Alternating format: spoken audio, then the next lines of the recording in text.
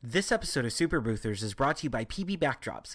Get anything you need for your photo booth business, like featherless boas, custom pillow cover backdrops, retractable banners, and much more. Visit their website at pbbackdrops.com and use promo code SuperBoothers10 at checkout for 10% off.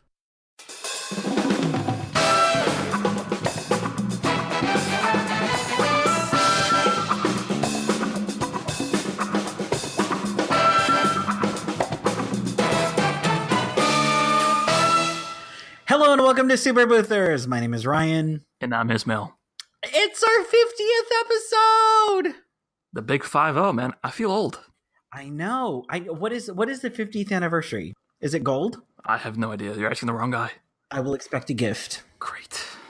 What do I get? Hold on. I'm trying to figure out what this is. Yes, it is gold. It is our golden anniversary. It is our golden podcast. Oh my God, where's the confetti? Does that mean the golden years are past us or ahead of us? I think we're going into the Twilight Zone. Yeah, it's crazy. Like when we first started, I mean, it hasn't even been a full year. No, it hasn't. I didn't think about our 50th episode. I didn't think that we'd get to this point, and it's gone so quick. Neither I thought I would have quit a long time ago. I'm not gonna lie. I gotta tell you, man. Hey, if I had to bet on it, there was no way I would have put money on the fact that I would have been able to deal with you for 50 episodes. No way. You know, it is. You are privileged. Let me tell you, privileged. No, this is the thing. First of all, I cannot believe we have made it this far. Like, it is just shocking to me. Why do you feel so shocked? When did we meet? It was like April? No, we met at the expo. It was like mid to end of March. I think it was like March 23rd, 24th of last year. Okay, we need to find out when our anniversary is. If you would have told me then that we were going to go to New York, Dallas, Los Angeles, Australia, back to Vegas again, and we would have seen hundreds of photo boothers all over the world, there's just no way that I would have ever believed you. Yeah, no, I'm totally surprised as well. I mean, I think the mindset we had in the beginning was just to test it and try it out. And we didn't really think this far ahead to say, hey, let's do all this stuff in 1 year. It kind of organically happened, which is pretty cool. No, and, someone asked me, well, and I think we even talked about this. Someone said, are you ever worried that you're going to run out of topics? No. That was Justin. There is always something to talk about. I mean, there is no way that Oprah would have made 25 years if there hadn't been always something to talk about. And, it's also the personalities, like, because we have my good friend Oprah. I forgot my good friend Oprah. Yes. It's the personalities of us too that's so different that we can always kind of offer different perspectives on the same topic. So yeah, I don't think there's going to be a shortage of things to discuss. This is another thing. I may pick on you a lot every now and then. May just a little bit. Who came up to us? I think it was in Australia. Someone came up to me and was like, "Why are you so mean to him?" I always maintain my professional demeanor in the public. It is because I strive for him to do better. I strive for everyone to do better. I am that friend that is going to yell at you and tell you what you need to hear, not what you want to hear. I have always been that friend that's going to tell you like it is. And I think that's why I've the friends that I've had for so long, just because I don't know, I give it to you straight. I'm from New York. I'm from New York. I do think that even for people listening, there's a place. You don't want your circle of friends and, colleagues or peers to be people that are just like yes men, that are just complimenting you and saying, "Oh, that you're going to be fine. It's going to be great. That looks awesome." You need people that push you. Yeah. This is something that happens in the fashion industry a lot. Is you or any creative industry for that matter. You'll have friends that are like, "Oh my God, this is amazing. Oh my God, you're fabulous. No, you're fabulous. No, you're fabulous." And then you just really don't get anywhere. I think that the people that have really made me who I am today have really been the one to challenge me. So whenever I say, "What do you think of this?" Well, first of all, I second guess my work a lot. So if I say, "What do you think of this?" And they say, "You know what? I don't like X, Y, or Z." You know what? Those people are there just to make you better and to push you forward. However, that's not my point. My point here is that I would attribute our longevity and our success in that Ismail and I generally are friends. I mean, it is hard to be around someone for that long and to not be friends. So thank you for your friendship. No, it's the same from here. I think people see public bashing, and they don't really see the private conversations. And I think we've always been there for each other through a lot of personal stuff and not just business stuff. So obviously, if there's no friendship, it wouldn't have gone this far. Oh, absolutely. And it's really interesting to me how really, it's really Mev. So it's really Ismail's wife that keeps me along. So if Well, now we're getting to the truth. Let's get into it, shall we? that really is the truth. I mean, there are times where, actually we were in Australia. We had finished everything. It was probably 11 o'clock at night. Didn't we go to that Italian restaurant in that basement? That was a Greek place. A Greek place. Okay. We went and we just had the most amazing conversation. I don't know about you, but over the past year, I think that's been one of my favorite conversations. Really? I'm trying to think back to what Yes. we talked about. We talked about creating an event. Oh, yes. Yep. I remember. We did. We had it was a nice little recap, a nice little highlight. And it was just kind of our little aha moment of how did we get here halfway across the world, on the other side of the world, to where we had people that listened to us every single week. That was just astounding to me. Yeah, it's crazy. I think a lot of the things that stand out when I look back, not from the show's perspective, but from personal perspective, is those conversations. There's been a handful of times where we've had those kind of conversations, and they really stand out in your minds when you look back. We have a lot of, I think, real moments that clearly don't make it on the podcast. As of 15 minutes prior to recording this, Ismail was singing, and I was so pissed that I didn't press the record button earlier. Thanks for blowing up my spot. Do you want to tell them what song it was? I don't remember what song it was. I couldn't tell. It was such horrible singing. It was indistinguishable. Anyways, no, but I really appreciate the real conversations that we have with people coming up to us saying, thank you so much. You have changed my business. You have changed how I do things. You have changed. It can be something so simple, and it can be a lot of, there was new people. Someone said that they found about our podcast first and then found out about the expo. Yep. Someone came up to me and said, there's someone that has been in the industry for 25 years, came up to me and said, thank you so much. This is what I learned from you. This is how I was able to get stuck out of the rut that I was in. I think I'm on year 14 now. I have gotten to the point where I know what I'm doing. I know my job inside and out. You almost get to the point where you can get complacent really quickly, to where you almost get bored. You almost have to think of something fresh and something that keeps you interested and your business alive. Well, that's something that I definitely didn't predict, is people that had that much experience to get value out of our conversation. So that's super cool. Now, when you're talking about getting bored, do you think this show reinvigorated you? Were you bored with your business before we started doing this? I'm trying not to cry. Oh my God. There have been, yes, in this industry, I have been in it for so long. I was to the point where I didn't care anymore. I'm just doing my booths, sending them out. You want a backdrop? Okay, fine. You want this? Okay, great. You want props? Fine. It was just very humdrum and very worker bee. It's really weird how it was. It was self-employed worker bee, which generally you kind of don't hear about. This show has given me this amazing platform to be able to get to share my knowledge, my experience, my mistakes, everything that has happened to me in the last 14 years with you. You people that listen to the show every single week give me that energy back. I mean, this show really has given purpose to my life again. So thank you for listening. It's really interesting how it's a positive feedback loop, where we start the show by trying to give value to other people. And when they, reciprocate that back and tell us what value they got, we get energized and we want to improve. And it's a continuous cycle. So it's pretty cool how that feeds itself. It really is. And I never thought that this would happen. I never thought that I would be as invigorated as I am. The energy that we got in Australia was just beyond amazing.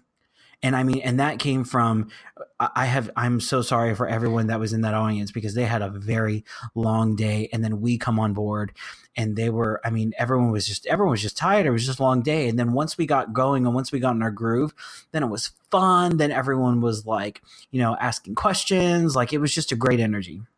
I think if I think back on the last year, that's one of the highlights that stick out to me. Like the end of our talk, everyone's energy, everyone's excitement, everyone's screaming, meeting people, the conversations that we had there. That's something that really sticks out to me. So anyways, enough with the mushy stuff. I'm tired of this crap.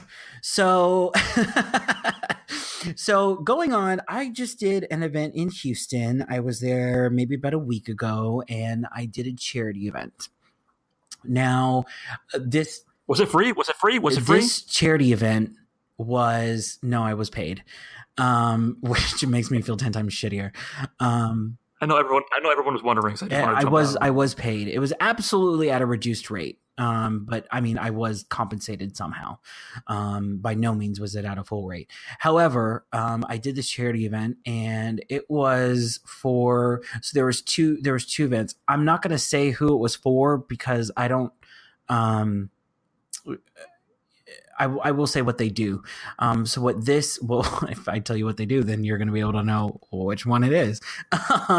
Anyways, so what this organization does is they take kids ages 14 to 19 and kids that are in just horrible circumstances, not of their choosing. They have parents that are addicted to drugs. They have, 2 children and they are 18.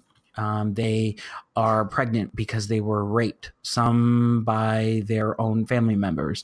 I mean, just the most horrific situation that you can think of. That's the situation that these kids are in. It is. I have done my fair share of charity events.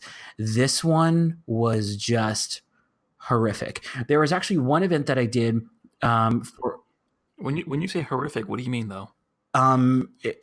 These kids are in horrific situations. They have their situations, not no, the kids' situations. No. So, and actually there was this other organization that I did where it was this one woman, she wanted to start a nonprofit. Essentially, I don't know what it's called, but it was essentially like the Red Button Fund. So, you are a single mother. Your kid falls down, chips his tooth. You have to take off work. You're not getting paid from the work that you're missing. On the way, taking the kid to the hospital, you get a flat tire. I mean, bad things happen to good people. And what this organization does is they essentially give a red button to these people. Working people, good people that, may not have family, that don't have, anyone to help them with, their little emergency red button. I did a photo booth for them and that was just an amazing organization. Anyways, going back to what I thought was happening with those people, I thought that was like just a bad situation. What's happening with these kids is 10 times worse. If you are a father, you can't imagine something like that happening to your daughter or to your son, or it's just not a good situation. Anyways, so what this particular event was, I actually believe they did 2 events. They did an event for the kids, and then they did an event for like the rich people, a couple $1,000s a plate, and try, to raise money to buy a new building. So they did 2 of those events. The first event that I did was the event for the kids. And with that event, it was a circus theme. They brought in a dunking booth. They brought in a bouncy house. They brought in a mechanical shark. Clearly they brought in a photo booth. They brought in like carnival games. It was just an amazing, amazing atmosphere. If you get approached to do a charity event, I'm not saying do all of them. I am saying look into it. You will be very much fulfilled from doing these things, even if you're just getting your cost covered, or even if you want to donate it. I would absolutely encourage you to do a charity event. Yeah, I think the key part there is to do it for things that you feel passionate about or you feel connected to, right? Sure. Because you do feel fulfilled if it's something that you're interested in.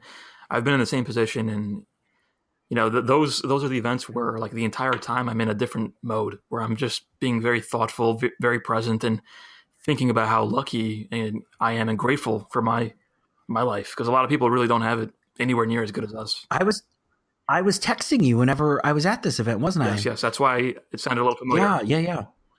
Yeah. So what happened was I was texting him. I was like, these kids, actually I think it was you that told me that you read an article that 1% of the Earth's population will get on a plane in their lifetime. Yeah, I don't remember the exact number, but it was something ridiculous where the majority of the global population does not step foot on a plane ever. That's just insane to me. And, here I am. We were in Vegas. I stayed at the Wynn. The Wynn gave me 2 free nights. They upgraded me to a suite. They gave me 2 buffets and $150 in slot play. I mean, why do I deserve that? Yeah, I think that's like an important life lesson, because you get kind of stuck in your bubble, right? And things that are really awesome and amazing, we don't realize that. I remember when going on an airplane. I don't know if you remember back in the day, like people were smoking on airplanes. There was no TVs. There was no Wi-Fi. Nope. And now, no, I'm actually not. Up until recently, there was no Wi-Fi. I'm in the middle of the air, flying on a tube over the ocean, and the Wi-Fi is a little slow, and people are like, "Oh my god, this is ridiculous! Why isn't the Wi-Fi faster?" I'm like, dude, it's Why do you got to call me out that like we're that? even in this position, but you lose sight of that in the day-to-day hustle. That's the problem. So how do you stay present? How do you? Yeah. And like you said, doing those types of events is one way to keep you grounded and remind you. I mean, we're not saying to do free events every day, every weekend, but periodically. Yeah. No. But if there's an event that you come across, or if there is, someone that you have a conversation with, just bring it up. You know what? I would love to do this for you. If I know that a lot of people do this for their kids' schools, that's fine as well. Yeah. So is there anything that you kind of took away when you were at that event? What was going through your mind? You just got to really think how lucky you are, and, how often do I do charity events? Maybe I should do more, but actually really put pen to paper and actually do it. But anyways, so one of the things that kind of came up was cancellations. Have you ever had a cancellation? A cancellation. When you say cancellation, you just mean someone wanted to cancel their deposit, their event? Mm-hmm. If I'm thinking back. What? You have to think about it? Maybe. I don't think so, actually. No one's ever canceled with you. I don't think so. I've had issues with events where I gave them a refund, and we've talked about that in previous shows, but no one really canceled their deposit. And also, I give people a grace period when they deposit. Like I say it in my contract, there's a certain number of days after you put the deposit in, I'll refund it. And to be honest with you, if someone really wanted their money back, I mean, maybe not everyone does this, but I would just give it back to them if there's a good reason. That's me. Huh. Why? I mean, I have not. How many have you had? Tons. Are you kidding me? It's like written in stone in my contract. Like, what are you talking about? No. I have had people cancel 15 minutes after they've given me money. So what do you do there? Or want to cancel after they give me money. Well, first of all, I think I hope the answer is that you give them their money back. No, not usually, because this particular girl, if I remember correctly, she was doing it for her birthday. She gave me a deposit, paid for it. Her event was within 2 weeks. Like, it was she booked it on Friday for the following Saturday, not the next day, but the following Saturday. So we're like already at 8 days right now. She did that. I had to move heaven and earth to get one of my attendants to do it, because it was in a city that I wasn't in. And 15 minutes later, she calls and said something about her venue canceled on her, which I'm like, wait a minute, girl. Like, how did you even book me if they were wishy-washy? Like, that just doesn't make any sense. So she sent me an email and she's like, I essentially need to cancel. And I was like, well, I can't exactly do that. So, but at any rate, what I will do is, with cancellations, if someone wants to cancel, I say, you know what, you're going to lose your money if that's the case. You lose 50%. That's just not negotiable in any way, shape, or form. I mean, I don't. But what about in extenuating circumstances? No. Literally, 15 No, minutes after they gave you the money. How much heaven and earth can you move in 15 minutes? Like I I would feel so bad in that situation of keeping the money if it's um literally within a few minutes after. she said, but the email that she sent me was just a little strange. And maybe if I feel the need, I'll pull it up. But, anyways, point is, she sent me an email, and I don't know if I misunderstood it as she was canceling or what. But at any rate, I told her what I tell everyone. So, like, let's say you book with me in January, your event's in June, you cancel with me in April. And actually, this is happened plenty of times, and we'll get to like weather and stuff like that in a moment. So the way how that works is, I say I will give them a year to reschedule their date. So that deposit will transfer up until a year after you cancel. So, like, let's say the deposit was given to me in January, the event is in June, they cancel in April. They have 1 year from April to book another event, and that deposit will transfer. And I have I Yeah, I'm have trying to. never had anyone pissed off that I didn't give them their money back. Like, they actually appreciate like the year grace period. I'm trying to think back as to like, is it normal to not have any? I don't know what I do, or if I was just lucky, but I really can't think of any example. I think you're just lucky. Whenever you deal with the public, all sorts of crazy stuff comes out of the woodworks. Yeah. Well, it's a matter of time then. No, I think it really is a matter of time. I mean, it's bound to happen. I'm gonna I get mean, like seven in the next week. oh my, no, seriously. Well, and it comes in ebbs and flows like that. There was an event in Austin, Texas, I believe, and there was a nasty flood about 2 years ago that just ripped everything apart. I think I must have had about 3 events that weekend. They all wanted to cancel, so that goes under a force majeure clause. So it's not your fault. It's not their fault that the weather's acting crazy. And what I would do in that situation is still give them up to a year to reschedule. So when you look back at all the ones that have been cancellations, Mm-hmm. what are the reasons why? Because typically people book the booth Oh, I got a good one. I got a way good later, one. but they typically book the booth way later in the process. So they're pretty close to their event. All the other details are pretty much finalized. I'm wondering, like, why would they cancel the booth? Sometimes people just run out of money, I would assume, and they just think that they can get their money back to pay for other stuff. Way back whenever I did consulting, there was absolutely buyer's remorse. Buyer's remorse isn't something that insurance covers, honey. Like, it just doesn't work like that. I mean, I have had people, and you will have this after the fact. So, and I'm sure this will happen. One thing that I do is I make sure all my bases are covered in my contract. Someone asked me if I would ever sell so I'm selling PDFs now. Apparently it's what I do. Someone asked me if I would ever consider selling my contract, and I'm about 51% about to do it. Ooh, you got to check with your lawyer on that. Well, I can, and I can put blanks in it because it's mine, but I really kind of don't want to give it up. So if everyone yells at me long enough, I'm pretty sure I'll give it up. But in the meantime, it's something that's still kind of mine. However, I will make sure that all my bases are covered. One thing that I have is a questionnaire. There are times where it doesn't happen as often as it used to. And I don't know if it's because of like changes that I've implemented in my business, but back then, and when I say back then, I mean like 8 years ago, I would have people not complete questionnaires. And it was back to the point where they had to do the questionnaire before I would even know where the address was. Like, I would book things without the address. That was stupid.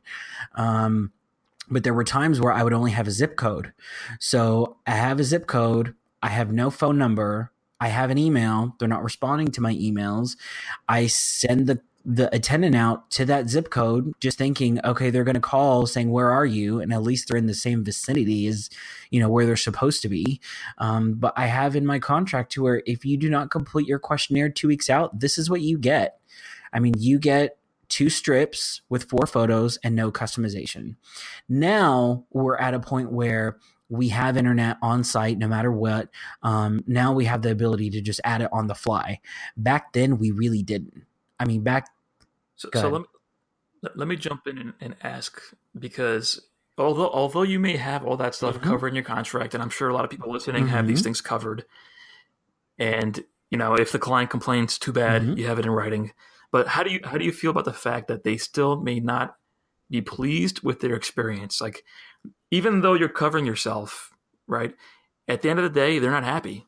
They can still leave a You know negative what? review. They can still talk bad about Absolutely. you. I would, How do you think first about of all, that? again, I deal with the volume business. So, I mean, yes, I want to make sure that everyone is happy. If they are not happy because of their own fault, that's not my issue. I can't control that. I told you whenever you booked, you needed to have this questionnaire done. I sent the questionnaire to you 5 times. I'm not going to go over to your house. Honey, I need you to do the questionnaire.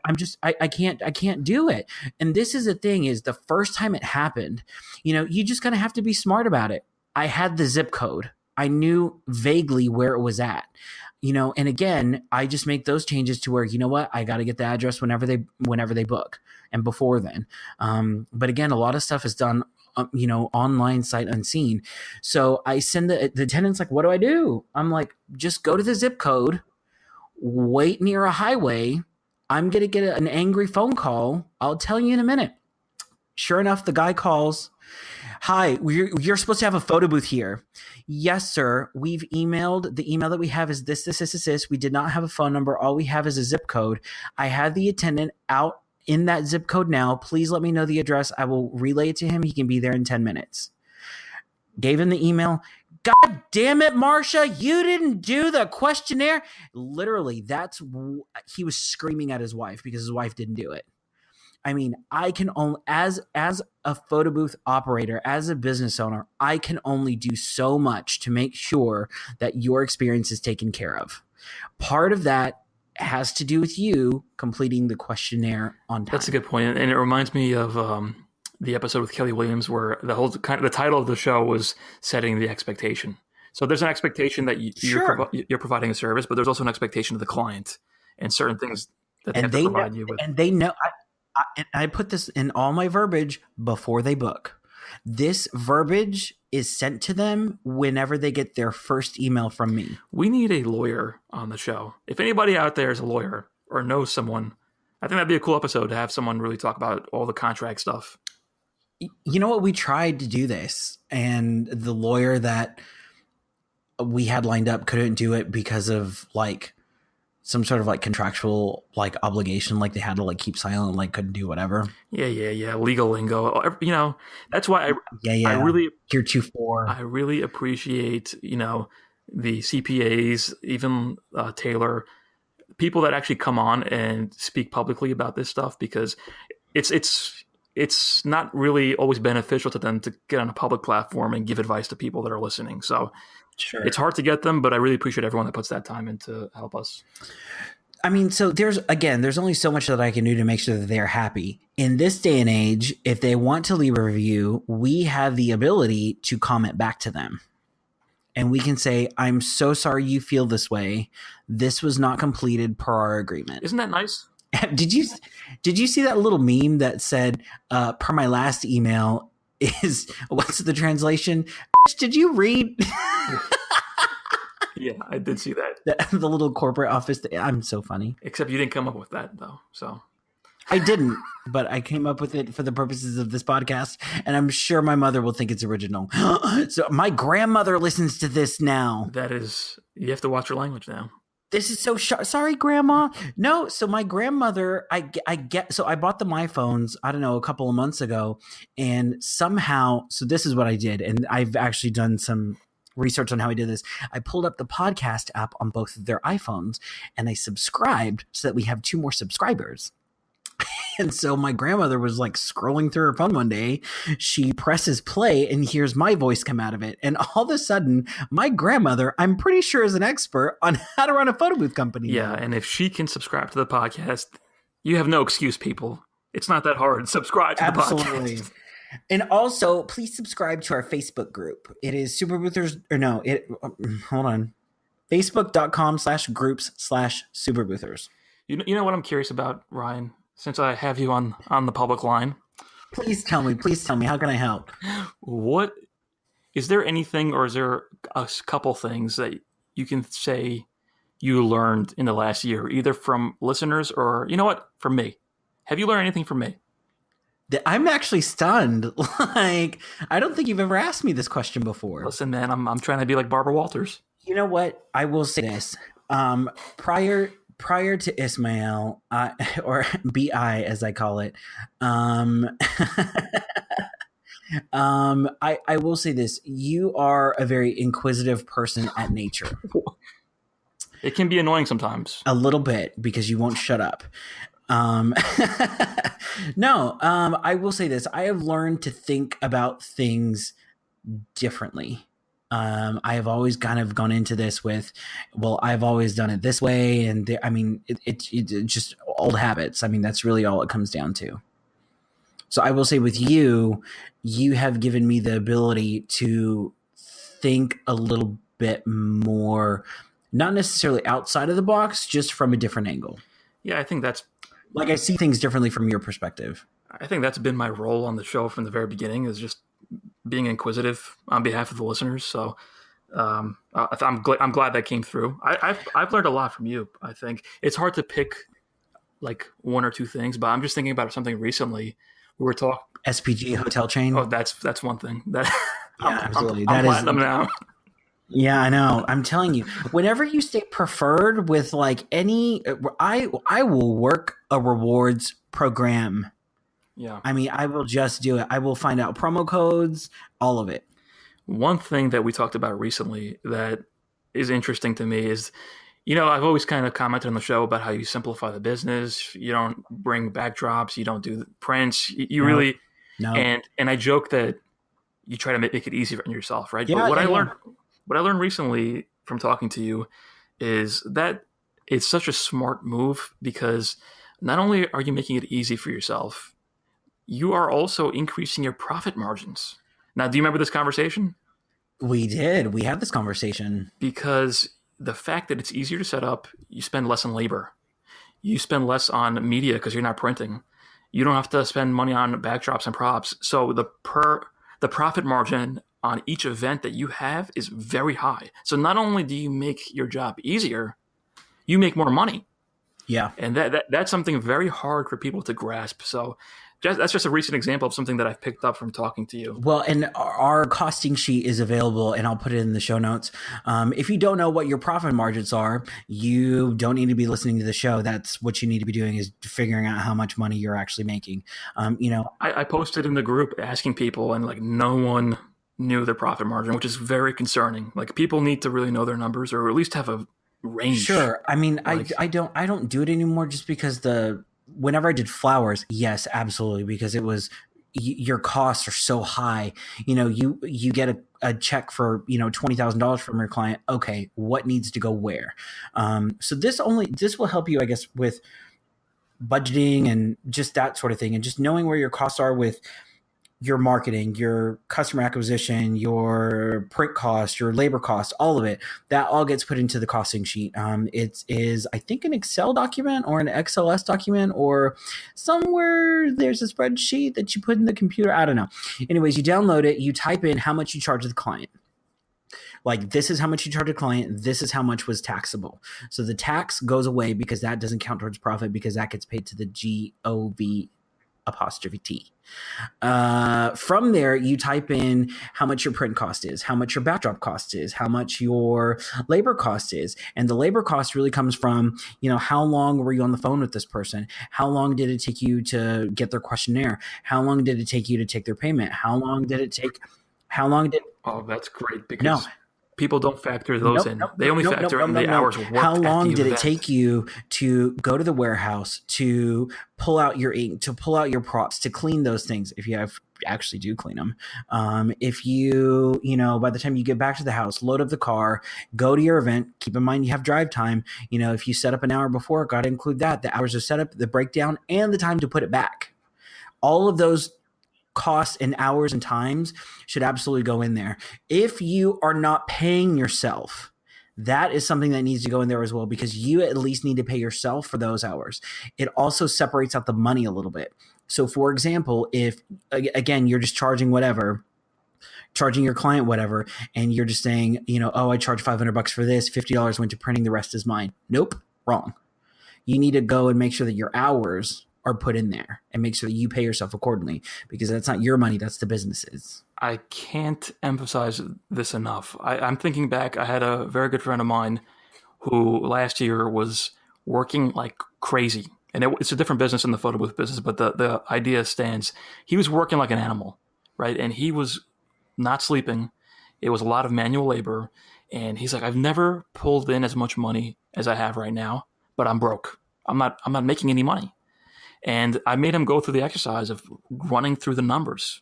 And that is an eye-opening experience, because people don't, like, naturally, you're not good at keeping track of all these numbers and all these hours and all this time spent here and time spent there. And before you know it, you're caught in this trap where you're working for free. You're working yourself to the bone for free. So please do yourself a favor, get this sheet at the link, figure out your numbers, figure out your profit margin, go on our Facebook group. Or and let us you're know. also doing the exact opposite. I have gone through a period of time where I was just running money through my business, to where I was making $15,000 and spending $15,000. You're not making the money. Granted, in times where times are slow, where you need to be able to run that money through your business, that's fine. It's a horrible, nasty habit to get into. What would you say is can you give an idea of a range? Like, where should people's profit margins be in this business? At minimum, you should be at 50%. At absolute minimum. I will also say this. We're also a rental, so that number should be just a little bit higher. That, I think, I'm glad you shared that, because I don't know if people think that. I think people's profit margins are a lot lower in general from what I've heard. In events industry, it should be about 50. So the same thing goes. And again, if you're a DJ, it's just your time. So clearly you're making a lot more. In flowers, the way how it works is your floral cost should be doubled, and then that should be your profit. So the way how like floral pricing goes, it's your floral cost times 3 plus 20%. And then by the time your supplies and marketing and all that other stuff, that's what you should kind of work out to, is about 50% profit margin.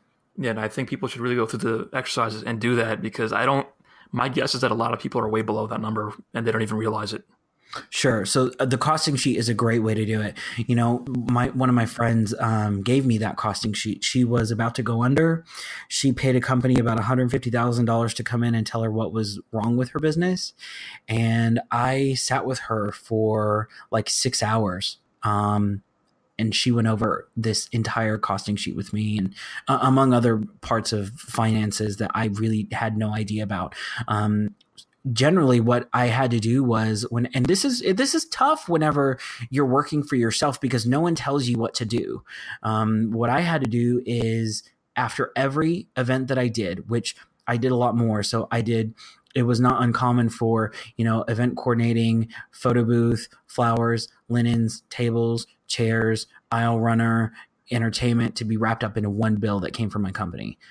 After every single event, it was my thing that I did on Mondays. On Mondays, we were closed, but on Mondays, I was in the office. And on Mondays, I was doing the costing sheets for every single event. It's also really a good guide for figuring out what your pricing should be. So you can also work backwards and find out what your costs are on average to run an event, or your costs are for certain add-ons. And if you should have a 50% margin, you just double that, basically. So if it costs you $200 to do this type of event, you should be charging $400 minimum. Sure. Absolute minimum. So anyways, a costing sheet is a great way just to kind of keep tabs on yourself. One thing that I would like to discuss with everyone that Ismail doesn't know about, that I'm just springing on him right now. There is an app. It's also a bank. If you are self-employed and it is very difficult to keep money for yourself, or to like partition out money or whatever, there's this great app called Simple. And it's I'll go ahead and put it in the show notes. What it does is it's essentially an online bank account. What I would suggest doing is have this. If you have a problem separating personal and business, I would absolutely recommend doing Simple for your personal. I actually kind of like it because it's almost like my play money. Granted, you have like the main bills that come out of like, your your main photo booth account. But for personal, it's kind of nice to have money that you know that you can spend however you want after the budget is done. So the cool thing about this, what you can do is the simple app lets you set goals. So for example, you can say, I want to purchase a new camera for, me personally. And you can say that, I want to actually, we had a videographer come out to Las Vegas with us, and I was like, I really want that camera. What camera did he have? I think it was like a 6D or something. It was like a Canon 6D or something. I don't know. Anyways, I looked everything up. Like the body that I want, the lens that I want is $2,800. So rather than having the business pay for it, which you absolutely can, what I wanted to do is kind of do this just personally, just because I need better Instagram pictures. And if you don't follow me on Instagram, you can do so at instagram.com/ohmygodryan. No, I'm kidding. But not really. But not really. Just really follow me. So on there, I want to save $2,800 by July 30th. And so whenever I set that goal, it takes money and moves it into like a goal specific account. So this particular one is like, it saves $19.76 a day. So $19.76 every single day until July 30th. And then I'll have, cash for a specific goal to do that. It's a great way to kind of partition out your money. That's pretty cool. No, it's so cool. I mean, you can mail a check from there. It's just like having like a personal bank account with no branches, but you can still pull money out of like any ATM or whatever. Anyways, I'll have that in show notes. It's such a cool thing to check it out. They actually have a thing where if you actually can get your spouse one to where you can have a his account, and an our account. Do you see what I did there? Yes. Or a his account, a her account, and an our account, or a her account, and an our account. Did you run through all the possible scenarios to make sure everyone's not offended? A they account, and an our account. That's just too funny to me. But anyways, I would really love for everyone to check out the Simple app. Also, just a little quick thing. If you are in Houston on June 13th, I will be speaking at ILEA International Live Events Association Houston chapter meeting for their June meeting. So if you are available to come, please come see me. If you're anywhere in the Houston area, you can go to ryansalinas.com or superboothers.com, click on appearances, and all the information will be there. Speaking of goals, do you, when you look ahead to the next 50 episodes, the next year, do you have any goals for the show or for yourself? Like, is there anything you're focusing on this year? We will have a party for 100 episodes. I don't care where we are. We are opening a bottle of Dom. Who's Dom? Oh, my God. Will someone please help me? Look what I have to deal with. Do you see what I have to deal with here? Anyways. Dominic? The dad jokes, I'm telling you. Anyways, the goals that I have is I really want to do more events. I love doing, we were actually doing them once a month for there, but until things got super, super, super busy.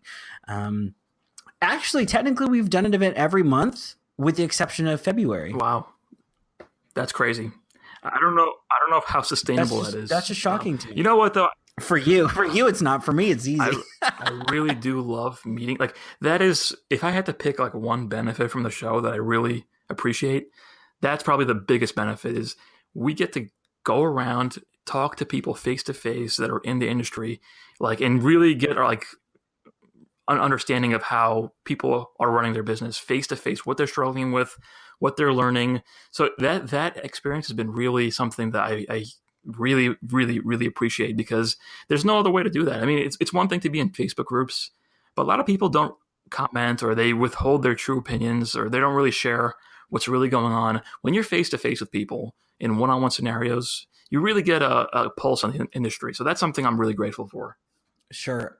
I really appreciate that. Goals that I have for the next 50 episodes. I really want to, well, first of all, we have talked about going over AdWords, which we will go over AdWords, and hopefully we will have that recorded within the next month. That is something that has been on the to-do list for quite some time. I know everyone is just anxiously waiting for it, and it's coming. Yeah, it's on the calendar, so that makes it official. Well, for real on the calendar.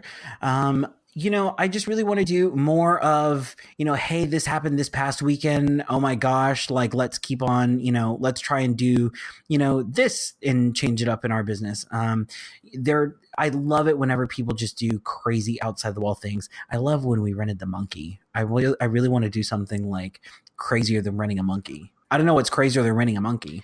Do you envision like most of the episodes being us two, or would you want to get more guests? Like, what do you think is going to happen? Is there any changes that you'd like to see? In a perfect world, I would have Oprah on the show, but that would be nice. that would be ridiculous, and that is certainly not going to happen. However, watch it happen for episode 100. Just you got to speak it into existence, man. Well, truthfully, I don't think that Oprah would be perfect for this. However, speaking of, have you seen A Wrinkle in Time? No. Have you seen Coco? No, not yet. And you supposedly have Movie Pass. I did not get it in time, and Wrinkle in Time just came out. And to be honest with you, I've heard good things, but it looks kind of weird to me. What do you mean? It didn't grab me for some reason. I don't know. It just seemed like a little. But it seemed like a very different film. It's Disney. I know, and I always give them the benefit of the doubt. They never let me down. It's a good movie. If you have kids, you need to go see it. And I will link this to Photo Booth somehow. But what I really appreciate, first of all, Oprah and her lines, she's just Oprah. She just goes, the world of the universe around us binds us together. I mean, she just has her Oprah talk, like that's just her. But what I really appreciate about is like the kind of the content that they created and, the way that they went about like with the graphics. I was absolutely inspired by it. And I don't know how I can do it. Actually, I think someone did a promo for A Wrinkle in Time, a Photo Booth person. I didn't see that, but that's cool. Anyways, we were talking, I guess, more about inspiration. So what I really appreciate about, that's what I was going to talk about. Someone asked me, first of all, I love you. Please don't blow up my messenger at 2 a.m. I'm not going to listen. I mean, I appreciate that you want my opinion. At 2 o'clock in the morning, it's probably not a good time because you're not going to get a good one.